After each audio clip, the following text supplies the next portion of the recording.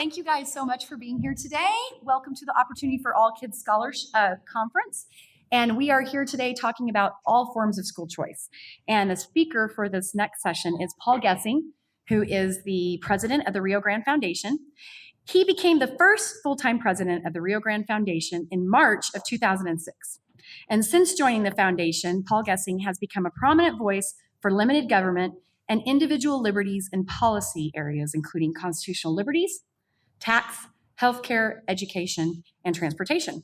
Prior to joining the foundation, Paul headed up the lobbying efforts of the National Taxpayers Union, a respected taxpayer advocacy organization in Washington, D.C. He's on the board of the New Mexico Connections Virtual School and the St. Pius X Catholic School Foundation Board. So please welcome Paul Gessing. Thank you, Rebecca.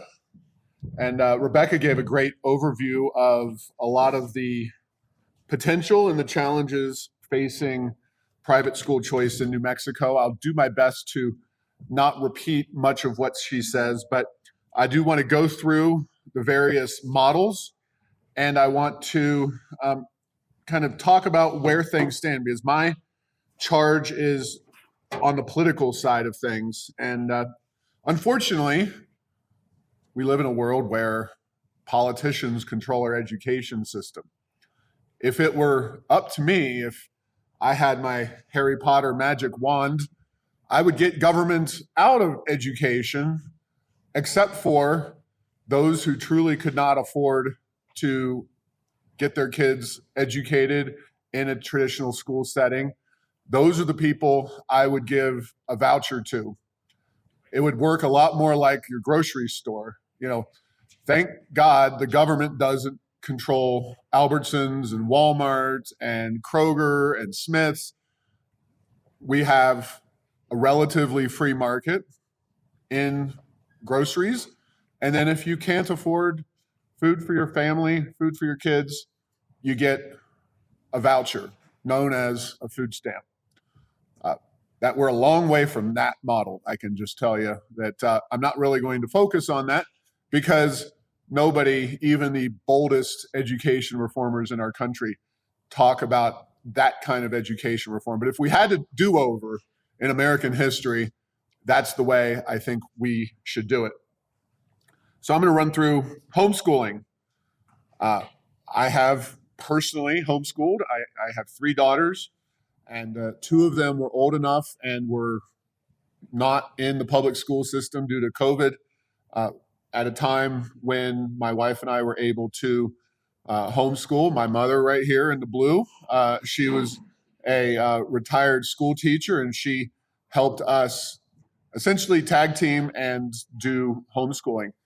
One of, and we don't talk about good things that the state of New Mexico does very often, because quite frankly, they don't do a lot of good things when it comes to public policy, certainly in education, but they do have a relatively hands-off approach to homeschooling. So during the 2020 to 2021 school year, we didn't have to go and fill out a bunch of paperwork. We had a relatively broad leeway to do what we needed to do to educate our kids. Micro schools are new to me relatively. This is the first time I've really gotten a chance to learn about micro schools. Micro schools are a thing. Vince Torres is here. He spoke on a panel. He talked about what micro schools are. I would encourage you to find out more details. It's essentially a hybrid between homeschooling and a small private school model. Education savings accounts. This is probably, realistically speaking, the most likely possible reform that is happening that would be closest to my goal. Instead of getting the government out of things, the government would essentially have the funding mechanism, split up the money that is used for education, not all of it, but something on the order of $7,000, $8,000, $9,000. And you could use that for private school tuition. You could use that for tutoring. You could use it to compensate yourself if you were homeschooling. It's ESAs are the gold standard currently in education, and you don't have to look any further than Arizona to find a ESA in place. Iowa, Arkansas, Florida, and Utah have what are called universal ESAs. 6 other states have some form of non-universal ESA, so special needs kids or some other group of children that are specifically written into the law. ESAs, though, they're a red state phenomenon. If you haven't noticed, New Mexico is not a red state, not even close to a red state. We have very, very few Republicans elected. So they're a very long way away right now in New Mexico. They have been introduced, as Rebecca said, but they've been killed in their first committee. School vouchers are another model. School vouchers are more focused than an ESA. An ESA or a voucher takes the money and it more directly is like, it's like giving everybody a food stamp, if you will, a voucher to purchase education services for your child. It's not no tutoring, no homeschooling.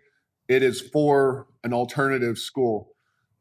I know of no state that has or has ever had a voucher on a statewide basis, but at least a universal voucher.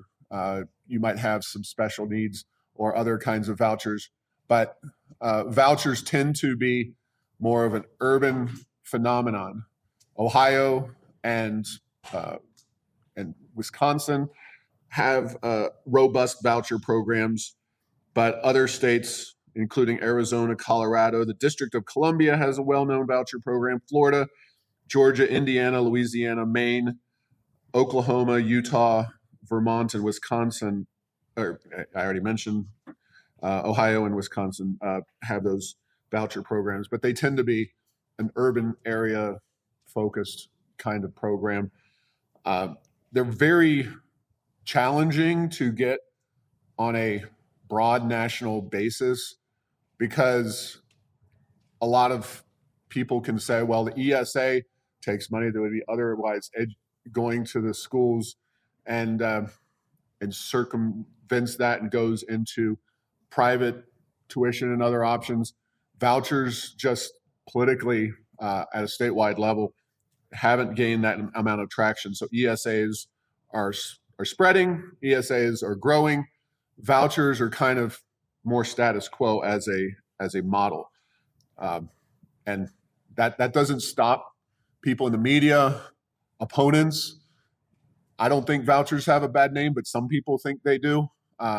So vouchers are what you get all kinds of school choice. It's a voucher, it's a voucher, it's a voucher. Well, that's not a bad thing in my opinion, but that's where you get that terminology used regardless of what the actual term should be. Let's see, tax credit scholarships. Now, this is the model that was most likely to come to New Mexico in recent memory. Rio Grande Foundation worked with, let's see, the Alliance for Children, if I'm not mistaken. Let's see, a national organization came in and American Federation for Children. Tax credits work differently. Tax credits involve, as you might imagine, a individual or a business taking a tax credit against money that would otherwise be paid in the form of taxes to the state. And those dollars then, through that tax credit, can then be donated to a 501c3 nonprofit. So like the Rio Grande Foundation and the Tax Code Scholarship Organization that then provides scholarships to children. In many ways, I would argue that tax credits are the most truly libertarian option because it involves the efforts of the community to fund the program. If you are a business owner and you think all of the private school options are not good, if you think the public schools are doing fine, then you don't have to give a scholarship or a tax credit. You don't have to take that and give those dollars to the nonprofit. It's also very local. So you would have scholarship programs, probably several here in Albuquerque, maybe a few in Roswell, maybe a few in Farmington, maybe other smaller communities as well would have those nonprofits. And then they could, within the scope of the law, come up with various approaches that they could use. They might not fund the entire tuition. They might demand some buy-in from the families unless they're bottom of the barrel, unable to pay anything towards tuition, poor. And they might have an understanding of what the family is really going through in their decision-making criteria. Now, in New Mexico, like I said, we dabbled with these back in 2010, 2011, 2012. That was the time frame. Although a bill was introduced in the last session, so the 2023 session, Senator Jerry Ortiz-Pino, who will be riding off into the sunset. He will retire after the next session because the next election, 2024, the entire legislature, all 112 members are up for election. Senator Ortiz-Pino introduced a tax credit scholarship bill in this last session. He did get it out of the first committee, but it died quickly thereafter. In 10, 11, and 12, we had Jerry Ortiz-Pino is a Democrat, by the way. In fact, he's not just a Democrat. Once upon a time, when the New Mexico legislature was much more of a centrist body, he was jokingly referred to as Comrade Jerry because of his left-wing politics. Now, I always had a good relationship with Senator Ortiz-Pino because, unlike a lot of progressives in this state, he was a very consistent progressive and also saw the value of reforming the education system. And his tax credit scholarship bill this session would have been very, very small, and it would also have been targeted towards low-income children. Back in 10, 11, and 12, and I'm not going to cite very specific bills, but various types of bills were introduced that all involved low-income children, needy kids. According, the school lunch program is the best way to demarcate who is needy, but in New Mexico, it's on the order of 80% of the kids. So we have a very high amount of kids that would be eligible for this kind of program. So you're not, word to the wise, tax credits are not you giving money to a scholarship organization and then your kids get it. It is you giving money, or the business giving money goes to a scholarship organization and they compile those dollars and put that into scholarships for the kids. Some people often think that a tax credit is to be used for yourself. 529 plans are like that, not tax credit scholarships. So back a decade ago, we had Senator Ortiz-Pino, Representative then, current Senator Mo Maestas, former representative from the Navajo area of the state, Ray Begay, who's no longer in the legislature, but was very good, responsible guy, and Pete Campos, Senator Campos. They introduced bills along the lines of either low income or for special needs kids. Now, everybody but Ray Begay is still in the legislature, and these are some of the likely candidates for current reform efforts. However, being realistic as I am, I will note that we just had, love him, hate him, somewhere in between, Bill Richardson, who recently passed, former governor of New Mexico, preceding Governor Martinez. Bill Richardson was a Democrat of a different time compared to who we have now. Bill Richardson was never, and he told our group, I'm not going to push this through. You're not going to get me out leading the charge for tax credits. You're going to have to get it done, and then I will think about probably signing it, but he didn't make any commitments. But Bill Richardson is a Democrat of a different era, and he was someone who I think was willing to engage with us. Currently, I see no such success, but also I note that the legislature has moved to the left during the intervening decade plus since Bill Richardson was the governor of New Mexico. So that is a political reality. We're here to talk politics, and I don't believe that the current occupant of the governor's mansion would be willing to sign a tax credit or any form of choice scholarship law. Tax credits, though, it is worth noting that unlike ESAs, tax credits have had pretty broad support on bipartisan lines over the years. Here are the states that have tax credits. There are 20 of them, so I will try to be clear and slow. Alabama, Arizona, Arkansas, Florida. Those are all fairly red states. Georgia, Illinois, definitely not a red state. Indiana, Iowa, Kansas, Louisiana, Montana, Nevada, not a red state. New Hampshire, definitely a purple state. Ohio, Oklahoma, Pennsylvania, another purplish to blue state. Rhode Island, a blue state. South Carolina, South Dakota, Utah, and Virginia, another blue. Well, they alternate in Virginia. But the fact is that realistically speaking, tax credits are probably the current best opportunity for New Mexico to engage the legislature in some form of private school choice. Now, it is worth noting that there is controversy over whether it's better to follow the lower income route to limit the program or to engage in a universal form of tax credit.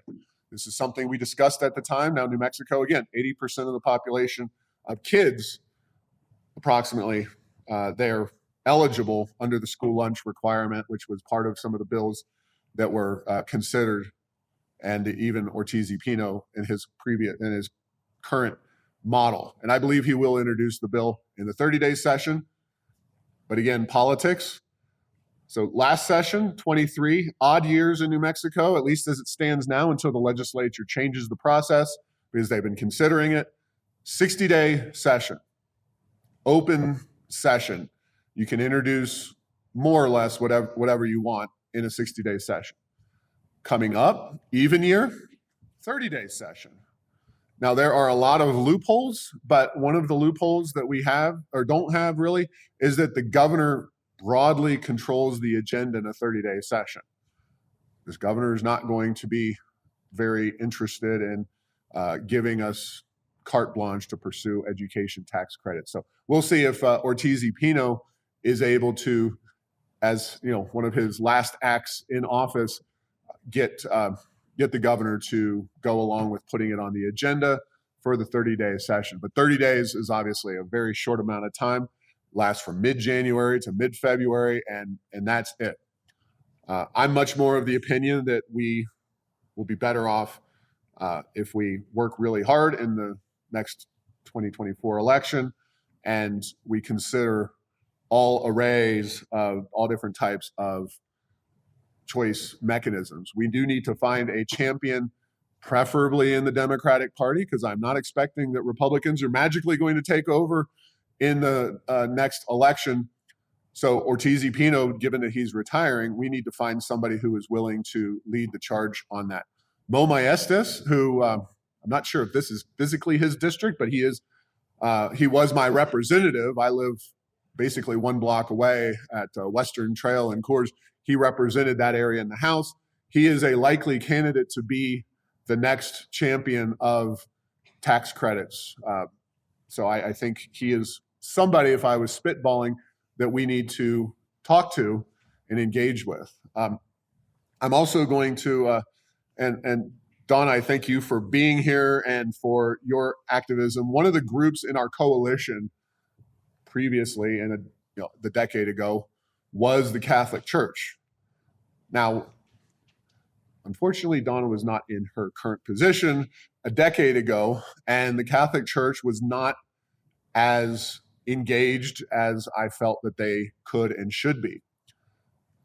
The Catholic Church is not a democracy. I'm Catholic. I know that just as well as anybody else, but it doesn't hurt to engage religious leaders and folks like the Archbishop in pushing this forward. Now, I look at it as a win-win for them. They're if they get these issues through the legislature somehow, they get a more educated, better state, improving the lives of our children and hopefully having positive impacts on crime and all kinds of other issues, the economy. And since the Catholic Church has certainly maybe a plurality of the non-public schools in the state of New Mexico, they could benefit directly from something along those lines. So it's not just about the legislature and trying to bang your head against the wall of legislative elections. It is also about engaging third-party groups, and the Catholic Church is really is a group that could be more active, more involved in promoting this concept. So let's see.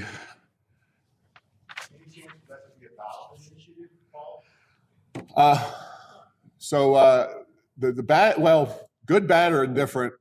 New Mexico does not have ballot initiatives, and that there's a whole history there. But we do not have the initiative process. And for folks who know what happened in the last session and are familiar with the quote-unquote referendum process, that barely exists as a process as well, because the Secretary of State has tremendous ability to essentially push back against a referendum. For those of you taking a quick step back, initiative is if you and I and everybody in this room and everybody who attended this conference wanted to see school choice on whatever form of school choice, it could be anything on the agenda in an election, we could collect the signatures, get it approved, and put it on the ballot. And then we would have an up or down vote on that provision, whatever it may be. That's the initiative. The referendum is the politicians do something, generally speaking, that we don't like. We collect the signatures and put that on the ballot, and then we overturn what the politicians did. There's a group that we gave them use of a table during Sarah Jane Allen's presentation. They're collecting referendums on a number of things more relating to social issues and social policy in New Mexico schools. Unfortunately, the referendum is really even that hard to do because of the way the law is written. Very, very high signature requirements. It's a two-stage process on the referendum. So they did not get the referendums on the ballot for a challenge before the law took effect. Now they have a lower threshold of signatures, and they're going to try to get it on the ballot after the law has taken effect or laws have taken effect. We'll see. It's still a very challenging process, and the Secretary of State has been singularly uncooperative with that whole situation. So, when it comes to school choice at the private level, totally agree with what Rebecca had to say. Ultimately, there is a lot that needs to happen in Santa Fe. I don't believe that any of these forms, homeschool and micro school, they can hopefully continue to fly more or less below the radar and not draw the ire of the administration and the public education department. This governor, her policy so far has been spend more money and get no better results. Wallet Hub ranked New Mexico in a recent report as having dead last, the worst education system in the nation, but our spending is 20th nationwide. So that has evolved. We've had governors all the way back to, yes, Gary Johnson, Mr. Libertarian himself, who thought he was going to be able to get a deal because Gary was a voucher proponent. I wasn't here during the Johnson administration, so I'm not as knowledgeable as I am about the Richardson era, but Gary Johnson did push vouchers. Vouchers were the thing during Gary's time in office. Gary faced a very hostile legislature, and he, while a fiscal conservative, did attempt to essentially use additional money for education to try to win the legislature's support for a form of vouchers. It never happened. They spent more money. Bill Richardson spent more money. Even Susana Martinez, in a very constrained environment, spent more money. But nothing has ever stuck outside of charter schools.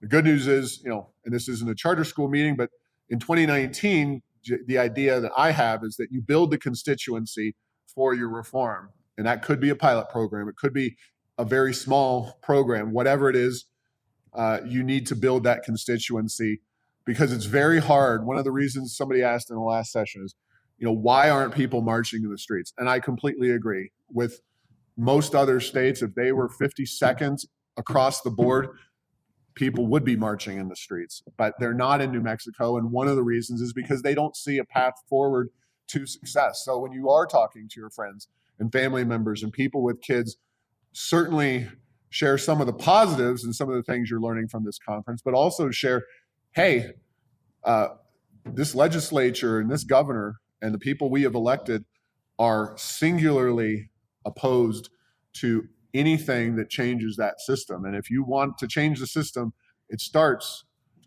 every other November with your vote in the ballots. And that's the way to move the needle in this state, because it's absolutely a shame that more people do not see this as the crisis that it truly is in terms of our education outcomes and the system that we have in place in New Mexico. So it doesn't have to, and I'll briefly make a pitch. The reason we organize the conference like this is because while I ultimately think that private school choice is the best way to long-term improve our education system and to get a lot of the politics, quite frankly, out of education and focus more on reading, writing, and arithmetic, as they used to say, charter schools and the traditional public schools are also mechanisms that need to be maximized, and we need to do everything we can right now in New Mexico because of the terrible rankings of our system and the fact that we're just not getting the job done in educating our kids. So I think I've got till 2. So I'm happy to answer any questions between now and 2, about anything. Yeah, ma'am. So New Mexico is also, I'll use APS as New Mexico. Number one, absenteeism. Because parents are not involved, and parents allow their children to sit home and not do anything. They're not involved in the classroom. So how do we overcome being last in education, but first in absenteeism when parents are involved? So the question is absenteeism, and there's been a lot of write-ups in the paper about New Mexico's high rate of absenteeism. And there's no question that a lot of people in New Mexico, for whatever reason, don't value education the same way as I think they should. I do think that there is also a COVID hangover effect where they got used to online and some form of remote learning or whatever, and that they maybe think that is okay. Maybe they're still scared of COVID. There are still people out there who are really fearful of COVID or bullying or violence in the schools and all of those things. There are probably people that watch a lot of evening news and see the media reports that obviously there's issues in our schools with safety, and COVID was a real virus. It had real negative impacts, not so much on children, and locking them out was one of the worst policy mistakes, certainly of the 21st century. But how do we get these kids to go to school? I would flip that question and say, we need to provide a product in the form of education that kids want to be a part of and want to show up for.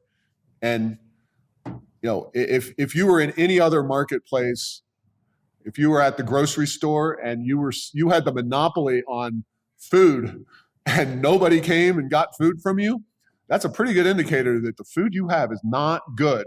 Well, we're here in a monopoly education system, and there are a lot of people who find the product to be so bad that they don't even take the time to send their kids, or the kids don't care to come. And you know, look, I was, it's been a long time, but I remember being a kid. It wasn't like I was super stoked to go to school. And I went to Catholic schools. So, I mean, I get, not here in Albuquerque, but in Ohio. So I get the fact that school can be kind of something that's not particularly fun and exciting for kids to go to. But on the other hand, if they're away from their friends and their peer group for weeks at a time, and they're not doing what their friends are doing on a day-to-day basis, that normally is a sign that that kid is probably being bullied. They're probably facing perceived or real safety issues. There's a lot of reasons that it takes, it's challenging to get into. And if only those parents had a choice and that they could find a education option for their kids, and somebody got a hold of them and said, even currently, just the education system that's here right now, try a charter school. And that's one of the things about charter schools that are so attractive to people. It's not necessarily that their academics are that much better. It's that they have other activities available to them, whether it's acting in plays, music, sports, community service, all those things that get kids engaged. So, you know, ultimately it boils down to another indictment of the product that the government schools have, and it's just not attractive to a lot of people. But yeah, there are truancy laws on the books, and how aggressively those should be enforced is another question. I'm not necessarily excited about police officers showing up at people's houses. I much more prefer show them the importance of an education and how they can improve their lives and those of their children by getting them educated. Yes, ma'am. I have a grandson out in the Bloomfield area, and as of March, he was failing all his classes in 8th grade. He is probably at the 2nd to 3rd grade reading level in 8th grade. And miraculously, from March to May, he got caught up enough to pass all the classes for a year.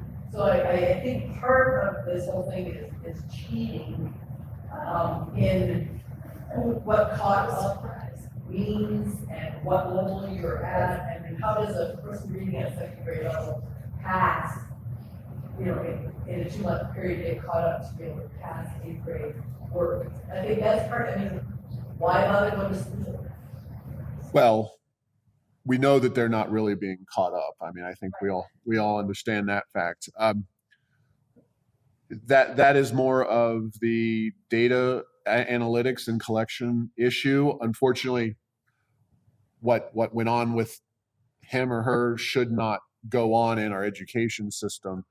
But what that gets down to is that I don't trust any standardized tests except for the National Assessment of Education Progress, because graduation rates and some of these other tools that we use are too easy to fudge, whereas the NAEP is nationally administered, and the federal government does many things I disagree with, and many of them not very well, but coming up with a test that pretty well represents what kids know and don't know, and then administering that test, they do a pretty decent job of that. And so, I mean, that kind of fraud, quite frankly, is very unfortunate, because who's being defrauded but the child? And again, I'll throw this outside the scope of the presentation, but we're all concerned about education and reforming it.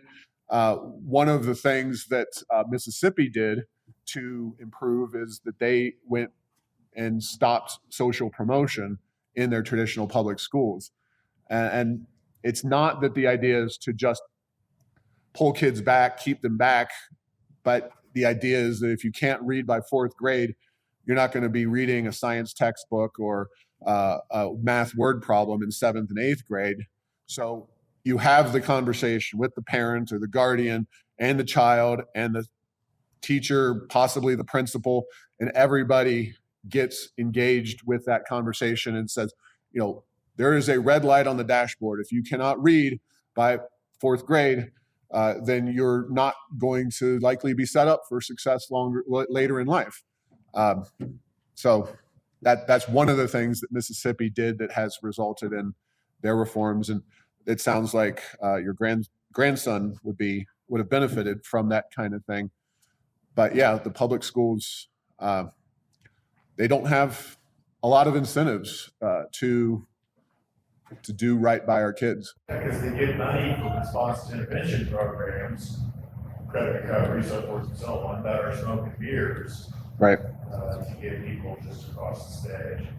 Yeah, and APS, I'll get to you in just a second. APS, now their budget is up to over $30,000 per student. Now, the way we calculate that, I use this very highly sophisticated technique called long division, where I divide the amount of money they spend in their annual budget. I believe it's $2.24 billion at APS by the number of students, which I believe is now around 66,000 kids. And when you divide that, you get over $30,000 per student, because the amount of money, thanks to the oil and gas, is skyrocketing. Of course, federal funding as well, but the number of students is plummeting, and nothing is changing. We're just stuck in this same awful cycle. Yes, ma'am. Yeah, I just wanted to say, kind of getting back to the temperature of the last question, and this isn't really something that can be addressed in this forum, but it's something to consider. Those of us who are here, especially parents, you can relate to this. If you're in a student school, you can. But the parents who are here are engaged. Obviously, parents are here because they care.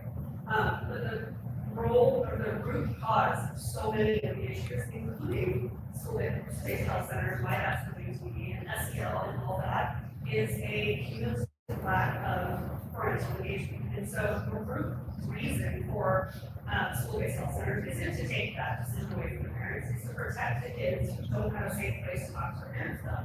Ultimately, those of us who have a safe place for our kids and we care about our kids, we're getting from them and us. Same thing with SEL. They're not learning these life skills at home because their parents aren't engaged.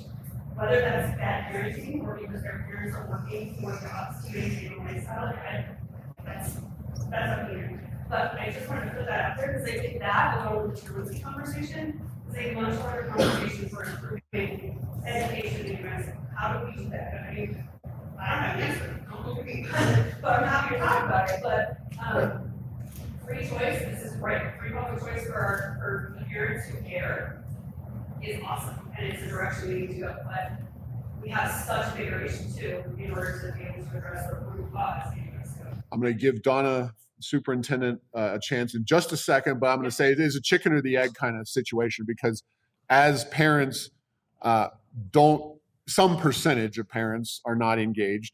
The state is more than happy to come in and provide lunch during the school year, lunch and dinner and breakfast throughout the year, and so there is no doubt that it's both sides of that equation amplifying the level of involvement by the state, and that's unfortunate. Obviously, single parent families and those kinds of issues as well, and that's why I'll give it to Donna. I think the Catholic schools especially fit New Mexico's needs so well because they do provide that caring environment. But Donna, I hope I didn't step all over your answer, so go ahead.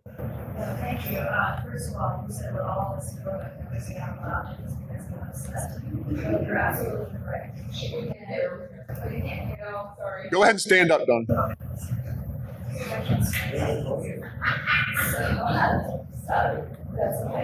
So what I was saying is that's what we all feel, that a lot of this is the parenting, but it goes much further beyond that. First of all, we talked about the National Association for Educational Progress. They ranked if the Catholic schools were their own state, we would be number one in the nation. And it's because we're not there for the job, we're there because it is a calling. Our teachers make 30 to 50% less than our public school teachers, and yet our kids are reading fluently in first grade, many in kindergarten. They get, our small schools are here, our faith-based schools, and this is me thinking that when they took God out of the schools, our education plummeted. And now we have to come together. And isn't it interesting that during our next session, legislative session, is also National Schools Week. And I think that we need to bring all of our schools together, especially our faith-based schools. We have several different faiths being represented in this room today, that we need to bring them together. And the man you need to talk to is Bob Little, who is the president of our New Mexico Association of Non-Public Schools. We're up and running again. We're working towards equitable education for all children. It shouldn't be determined by what your zip code is. It should be determined by where your parents choose to send you, that is the best fit for your child. Because in our faith-based schools, we are determined these are all God's children. No matter what your faith is, we want to make the best out of these kids and give them a purpose. If there's no purpose, they're not going to come to school. If the parents don't see a purpose, they're not going to make them go to school.